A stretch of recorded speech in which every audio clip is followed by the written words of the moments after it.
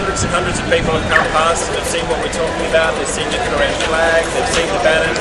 It's really important to come out and be seen and not be invisible, particularly this year. We know that the regime has set itself up for corrupt elections, to force people to vote for a corrupt constitution. What we're asking the Australian government to do right now is declare that it will not recognise the outcome of that election. We know what the regime is trying to do. It's trying to legitimise and entrench itself there and give itself some kind of aspect of democracy. But we know that on the basis of the constitution that they drafted and people to vote on in the aftermath of the cyclones, that this is a corrupt constitution and that it will not be a free and fair election.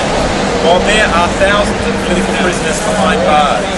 And so we all know the name of Aung San Suu Kyi, but what about the names of the other 2,500 people who are behind bars now for committing the crime of having and expressing a political opinion in Burma?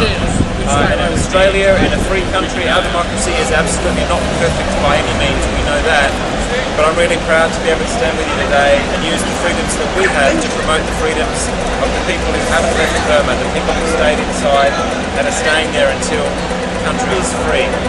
We've made some progress with our friends here in Perth, with the Burma Campaign Sydney and with our friends in Melbourne. We've got the government to sign on to a universal arms embargo, which they've never done before, so that now Australia doesn't support the shipping of weapons to that regime, not just by Australia, but by any country or any company. And that is a good shift.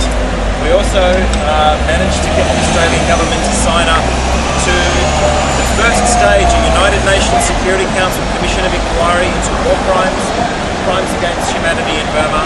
That is the very first step down the road to an international criminal court prosecution, which is where these people belong, in The Hague, in the dock, sentenced for the crimes that they've committed against their own people. And so with some political pressure, everything the Australian government has done has been very reluctant, but we have seen some progress, we have seen some movement forward. They've increased the aid budget for Burma, they're moving more funds and more resources up to the Thai-Burma border. And that has happened because of the work that you've done and the work that we've been able to do, pressuring them politically. And so the work in Parliament is important, but I think actually the most important thing is to come out and to be seen, and not to be invisible and not to be silent. Thank you very, very much.